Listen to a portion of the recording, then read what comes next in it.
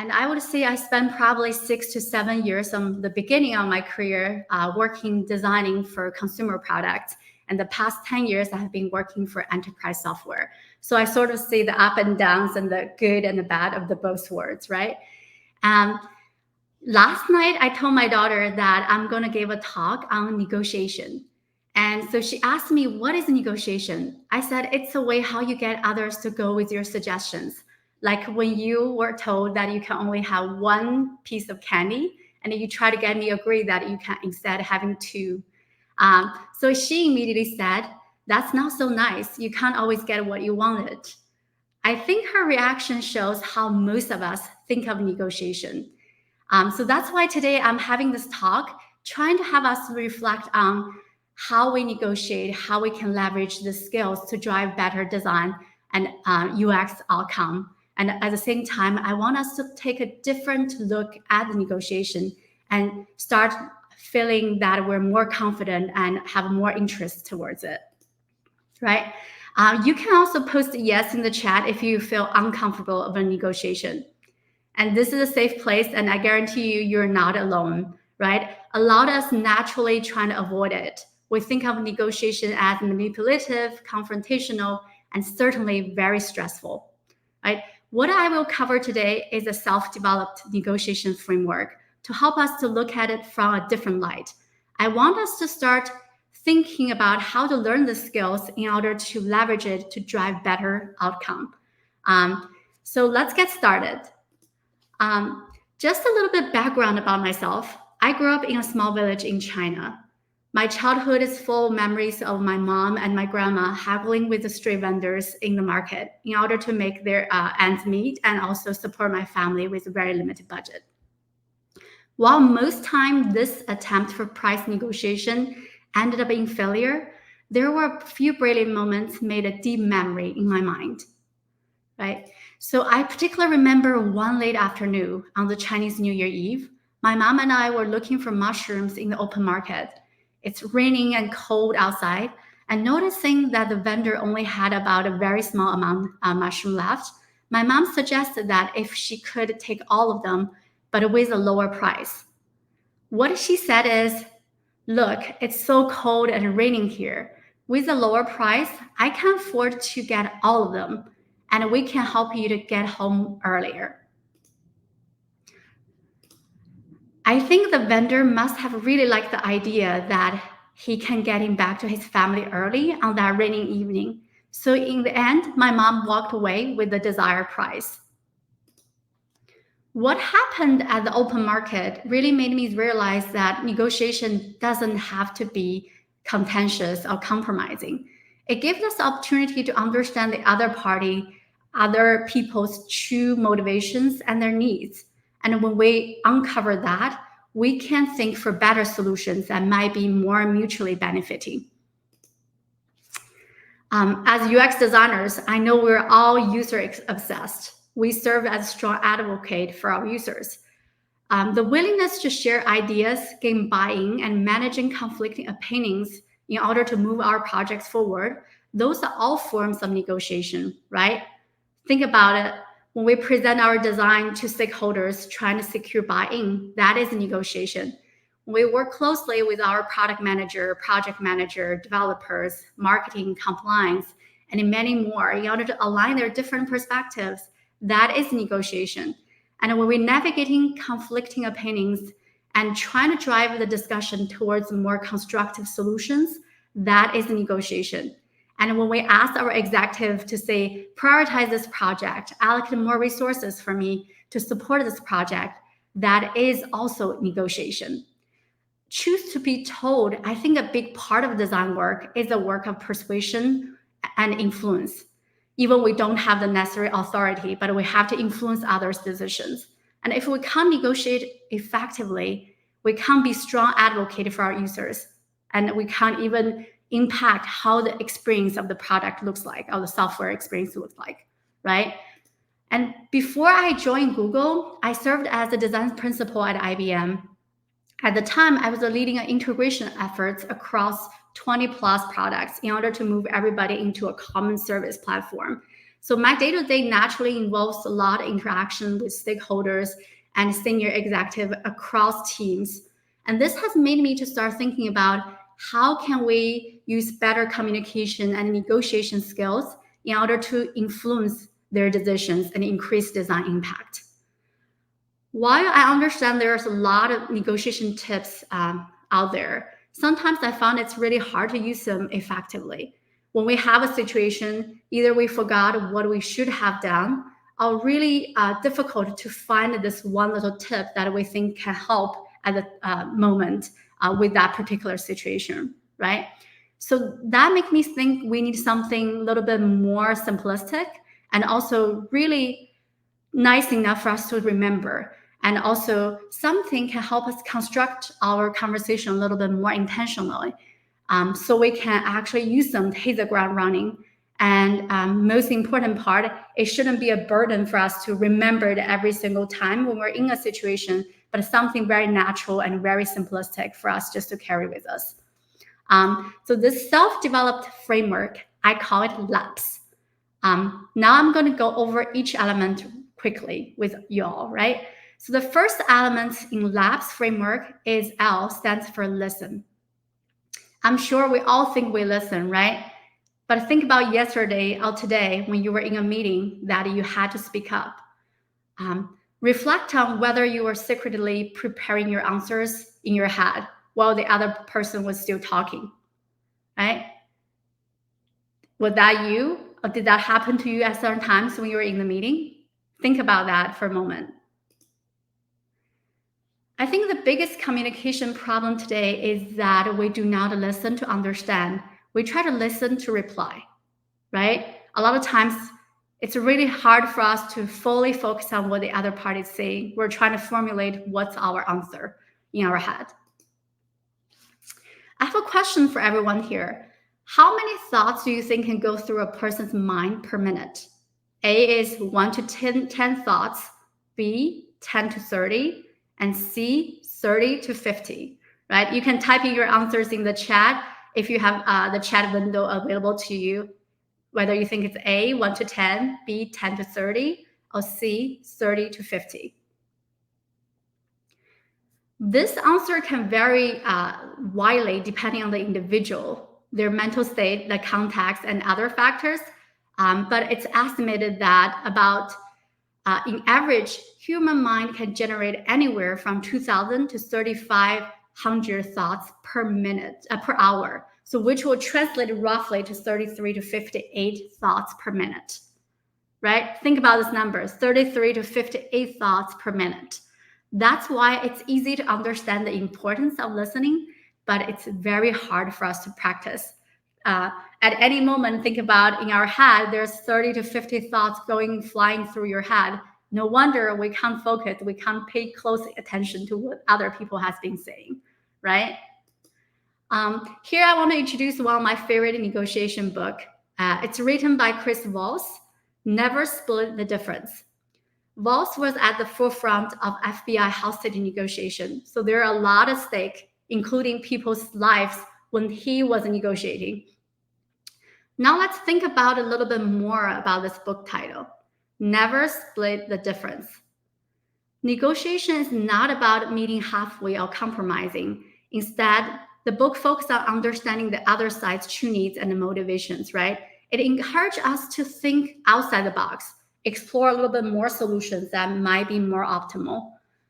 One of the important aspects of understanding the other party's needs is through active listening. So in order for us to understand the underlying message, the context, what has been said and what hasn't, Voss introduced a very interesting technique called mirror that can help us listen better and discover more information. So how does this mirror technique work? So when the other party makes a statement, we pay close attention to their words and tones. This will show that we're genuinely interested in what they're saying and also sets a foundation for our communication. Then you simply reflect back, repeat the last few words that has been said, and make sure when you repeat those words, use the upward inflection. This will make our mirrored response an open-ended question. So I have an example here, right? If someone says, we have to narrow the scope of this design, you might respond with a mirror by saying, the scope of the design, right? Remember that upward inflection in order to make your statement a question. Here I have 3 examples. This is some of the typical conversations you may find yourself have with a technical partner, an engineer. And sometimes we may find it's challenging to effectively collecting information with our technical partners because we're intimidated by those technical lingos and we don't fully understand. Or sometimes we just simply have trouble to formulate what's the right question. So when that happens to you, simply repeating back some of those keywords and we can show our curiosity, right? I've tried many times, and it's hard to believe how such a simple way to ask questions can encourage people to elaborate. A few more examples here. This is to show a typical conversation you may have with a product manager. You can see here in all the 3 scenarios I'm listing here, the person simply reflect and repeat back the last few words that has just been said. I'll give a few seconds. You can read through a couple of them in your head. And see, when you finish reading them, think about how you feel about it when you're repeating back those words.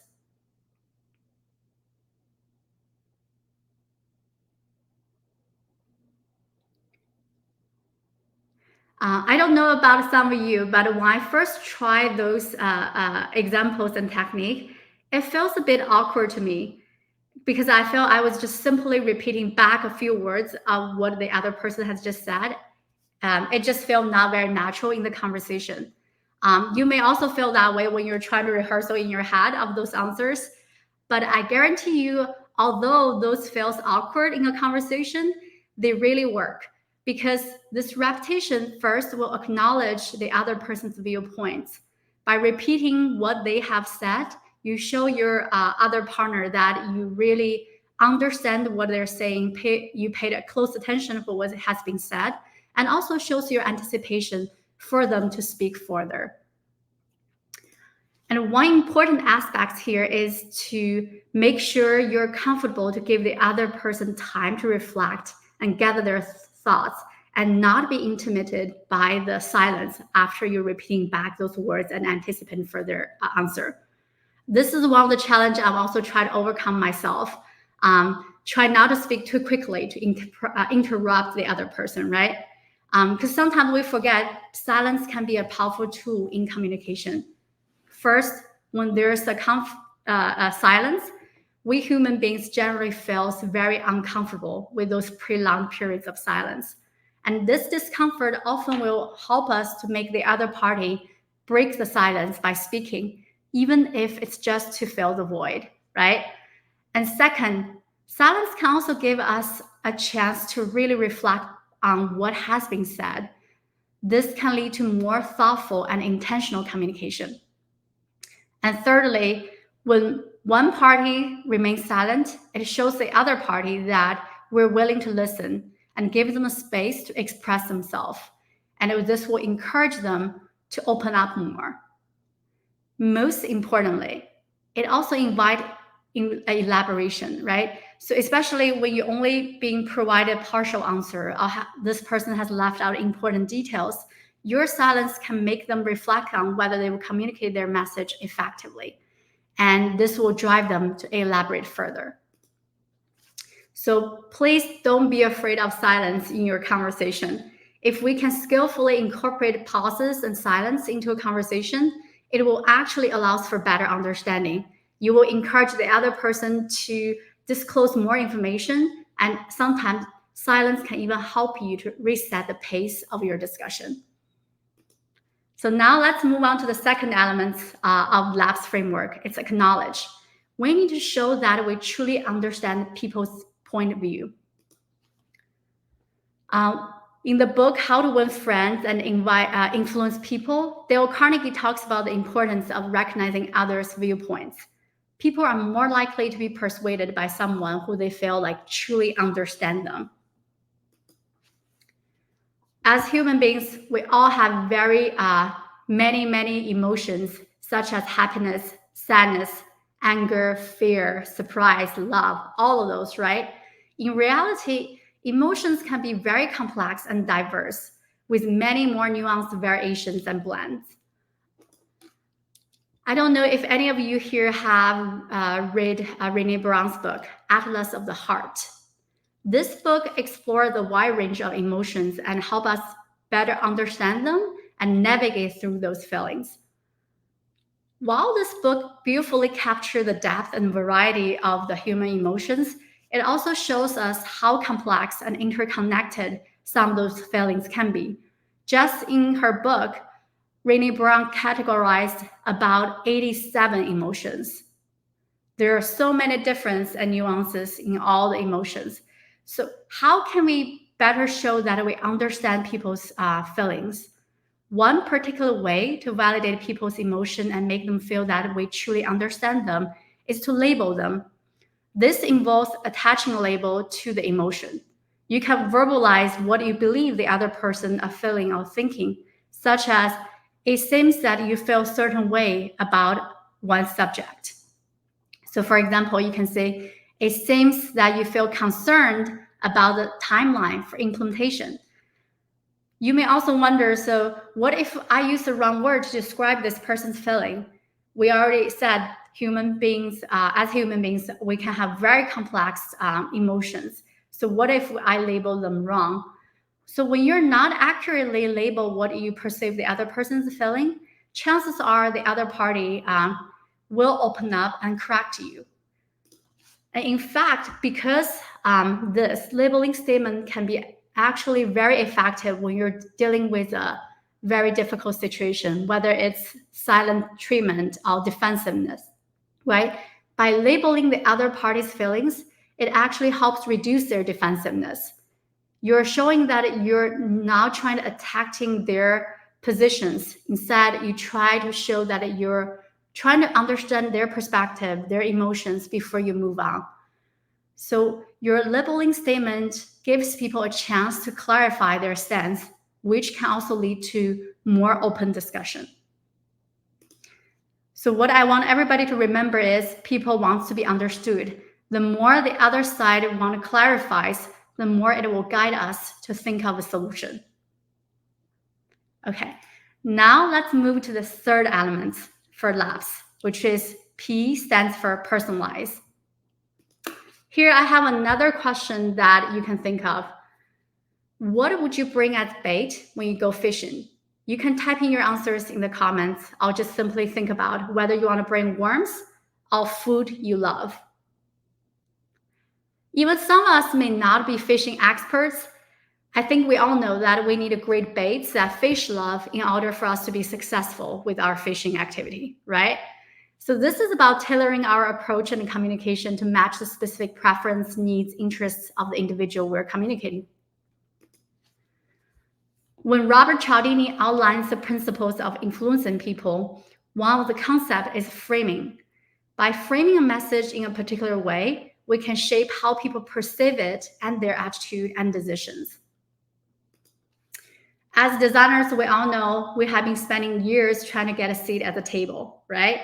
But if we can't translate some of the customer or user advocacy into business interests, we will fail to influence decisions, even now we're at the table. So next time we're showing our design, showing our concept and ideas, let's not forget to frame our experience in a light of how this can help improve customer satisfaction, engagement, how to increase the conversion rate, how our proposal can reduce costs, and ultimately generate higher revenue. And when we're framing our design in that light, chances are the business is going to be more interested and will have more buy-in to support our ideas. Similarly, when we're talking to our engineers and technical partners, right, we also need to translate our UX improvements into those metrics or data that's more appealing to engineers. And here I have some examples how we can frame some of those aspects in order to make sure that we can show how our design can align with the engineer's perspective.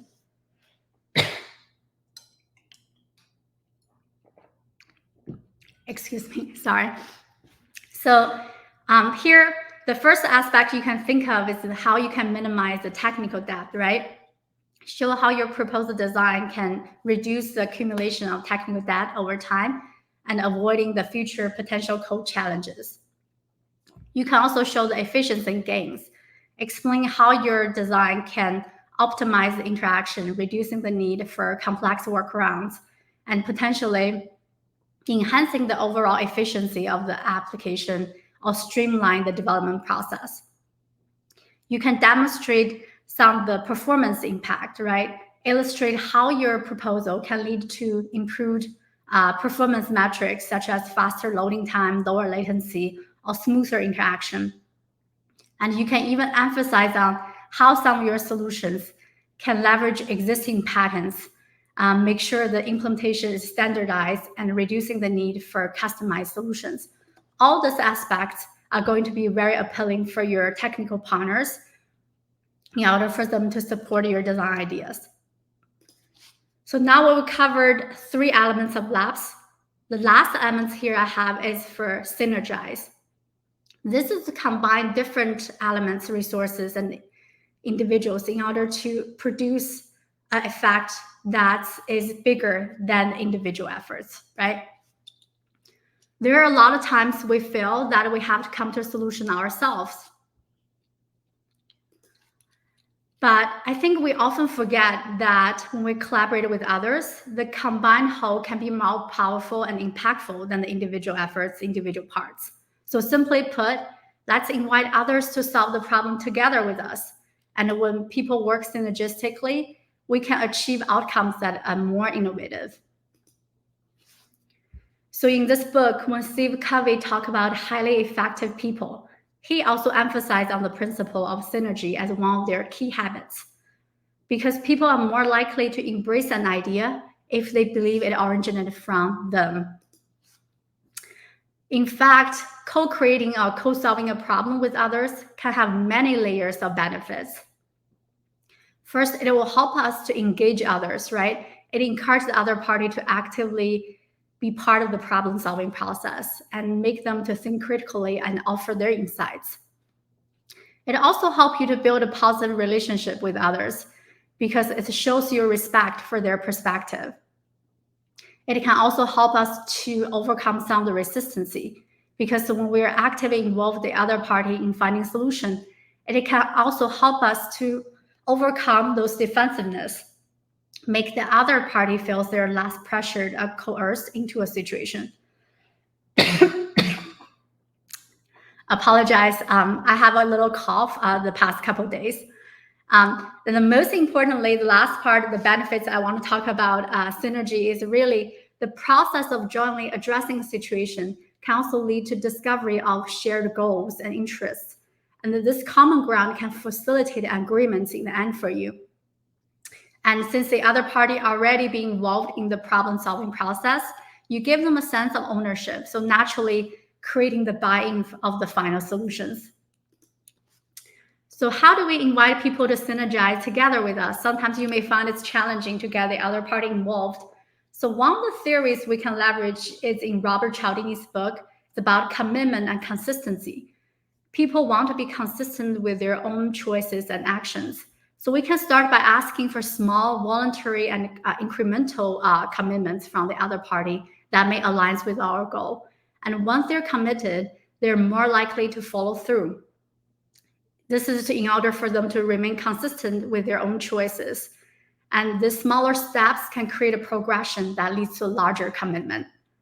So next time, so when somebody have an idea or you want to propose something to someone, you can advocate and ask people to be part of it, but starting by something small. You can ask, could you set up a quick time to brainstorm? Or can I get your viewpoints on X, Y, Z? Or can you spend 5 minutes, take a look at my design? So you will see it's not so challenging to get people to start commit to those small engagement with you. And eventually that will get them more involved in your final proposal. Okay, I think we've covered all 4 elements of labs. So a few key takeaways here. So if we look at our own career progress and projection, Influence is one of the main aspects that we're being evaluated for in many companies. If we want to be better designers, we need to be better influencers and negotiators. And negotiation is not about compromising or winning at all costs. All those 4 aspects in the SLAPS framework is about genuine empathy and understanding. This is the foundation. It's more about inviting open communication, building trust, and understand the other party's deep needs so we can explore more options towards a better outcome for both sides. And what I shared today is a simple framework that I hope we can equip us with the confidence and help us to hit the ground running. And you can try to use it at your next meeting, next conversation. And I guarantee you, the more we practice, the more comfortable we will be. So with that, let's all run laps and be great influencers.